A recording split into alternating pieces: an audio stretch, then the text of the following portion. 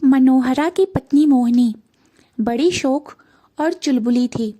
अपनी अदाओं से वह मनोहरा को हमेशा मदहोश किए रहती थी। उसको पाकर मनोहरा को जैसे पंख लग गए थे। वह हमेशा आकाश में उड़ान भरने को तैयार हो उठता था। मोहिनी उसकी इस उड़ान को हमेशा ही सहारा देकर दुनिया जीतने का सपना देखती रहती थी।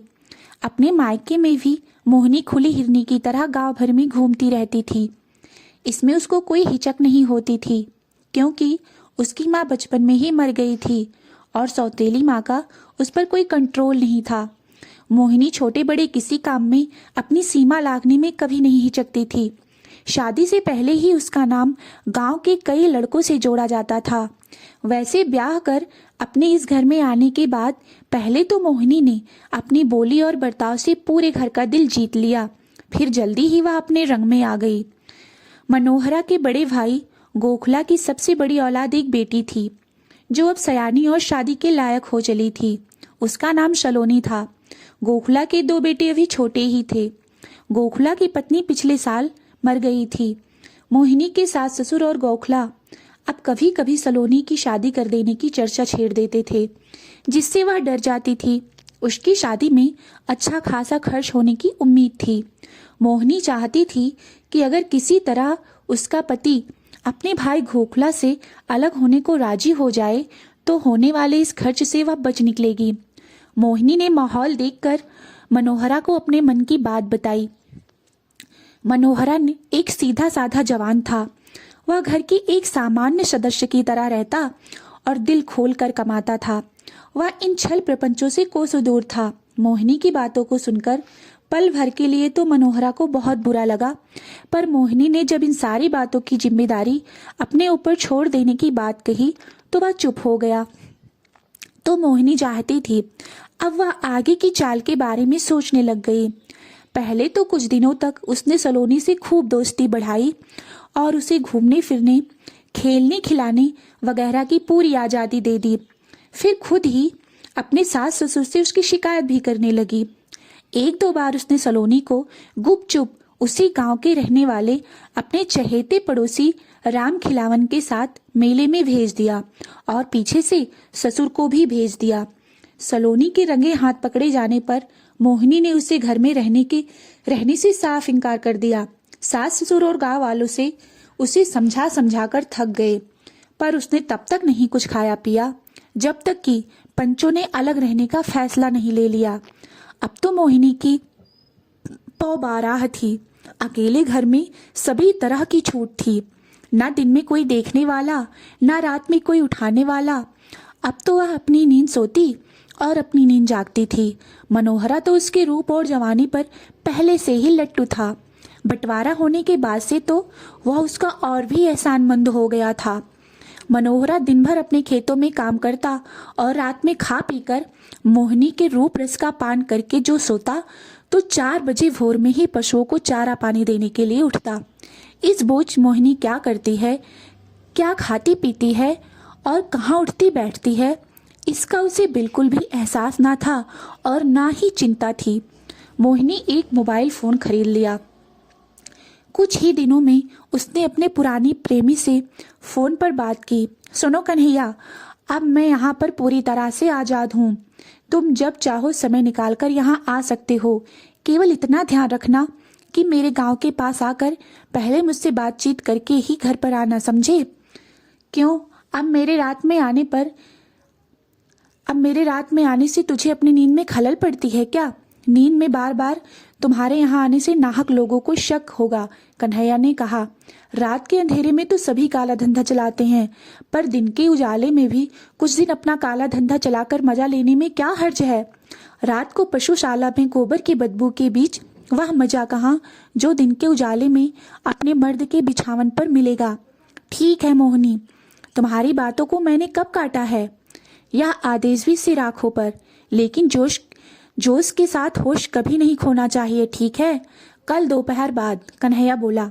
दूसरे दिन सवेरे ही मोहिनी ने मनोहरा को चाय नाश्ता कराकर दोपहर का खाना देकर खेत पर काम करने इस तरह विदा किया जैसे कोई अपनी माँ अपने बच्चे को तैयार करके पढ़ने के लिए भेजती है। ठीक 12:30 बजे मोबाइल फोन की घंटी बजी। अगल बगल देखकर मोहिनी ने कन्हैया को घर पर आने का सिग्नल दे दिया।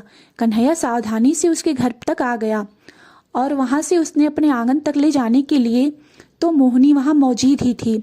तकरीबन 2 घंटे तक कन्हैया वहां रहकर मौज मजा लेता रहा। फिर जैसे ही आया था वैसे ही लौट गया। ठीक उसी समय अलग हुए बराबर के घर में सलोनी अपने छोटे भाई रमुआ के साथ पशुओं को खूंटे से बांध रही थी। आज रमुआ अपने साथ दोपहर का खाना नहीं ले जा सका था, इसी वजह से वह सवेरे ही पशुओं को ले आया था। सलोनी ने चाची के घर से निकलकर एक अजनबी को जाते हुए देखा तो उसे कुछ अटपटा सा लगा, पर वह चुप लगा गई। दूसरे दिन भी जब सलोनी बैलों को पानी पिलाने के लिए दरवाजे पर आई तो गांव के ही राम खिलावन को मोहिनी के घर से निकलते देखा। देखते ही वह पहचान गई कि वह वही राम खिलावन है जिसके साथ चाची उसे बदनाम करके दादा दादी और उनसे अलग हुई थी। अब तो सलोनी के मन में कुछ उथल पुथल सी होने लगी। उसने अपने मन को शांत करने का एक फैसला लिया और मुस्कुराने लगी। अब सलोनी बराबर चाचा के घर की निगरानी करने लगी। वह अपने आंगन में निकलकर चुपके से चाचा चाची के घर की ओर देख लेती और लौट जाती।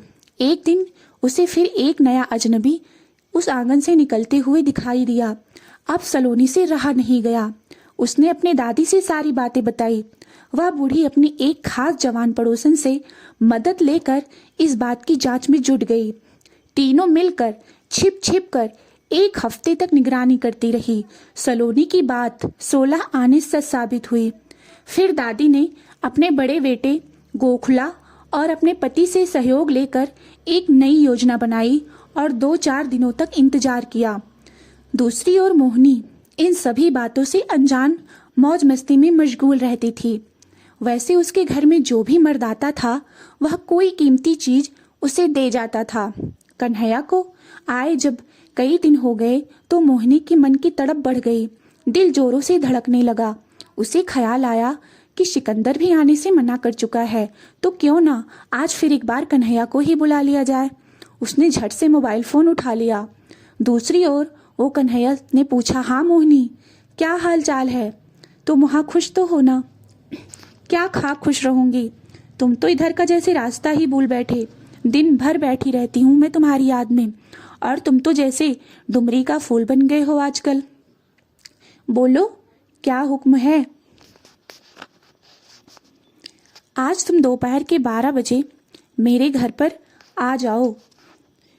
हुजूर का हुक्म सिर आंखों पर, कहते हुए कन्हैया ने फोन काट दिया। मोहिनी ने तो अपनी योजना बना ली थी, पर उसे भनक तक नहीं थी कि कोई उस पर नजर रखे हुए है। कन्हैया पर नजर पड़ते ही सभी सावधान हो गए। वह एक ओर से आकर मोहिनी के आंगन में घुस गया। लोगों ने देखा कि मोहिनी उसे दरवाजे से भीतर ले गई। सलोनी ने दादी के कहने पर मनोहरा चाचा को भी बुलाकर अपने दरवाजे पर बिठा लिया था। धीरे धीरे कुछ और लोग आ गए और जब तकरीबन आधा घंटा बीत गया तब मनोहरा को आगे कर सभी लोग उसके दरवाजे पर पहुंच गए। दस्तक देने पर जब दरवाजा नहीं खुला तब लोगों ने मनोहरा को ऊंची आवाज लगाकर मोहिनी को बुलाने को कहा। उसकी आवाज को पहचान कर मोहिनी को कुछ शक हुआ, क्योंकि आज उसे धान के खेत की निराई गुड़ाई करनी थी। आज उसे शाम में देर भी आने की उम्मीद थी। वह कन्हैया संग पलंग पर प्रेम की पेंगे भर रही थी। ज्यों ही मोहिनी ने दरवाजा खोला, सामने मनोहरा को संग पास पड़ोस के लोगों को देखकर उसके होश उड़ गए। वह कुछ बोलती इससे पहले ही पूरा हुजूम उसके आंगन में घुस गया और कन्हैया को धर दबोचा। पत्नी मोहिनी के सामने हमेशा भीगी बिल्ली बना रहने वाला मनोहरा आज ना जाने कैसे बब्बर शेर बन गया था। दहाड़ता हुआ उस पर चिल्ला पड़ा और चिल्लाया, आज मैं इसको जान से मारकर ही चैन की सांस लूंगा। उस दिन के बाद से फिर ना तो मोहिनी कभी वापस गांव में दिखी और ना ही उसका प्रेमी। सुना है कि वह शहर जाकर कई घरों में बर्तन मांजकर फटे हाल गुजारा कर रही है। तो दोस्तों, आपको हमारी यह कहानी कैसी लगी? अगर कहानी अच्छी लगी हो तो वीडियो को लाइक और चैनल को सब्सक्राइब करें। धन्यवाद।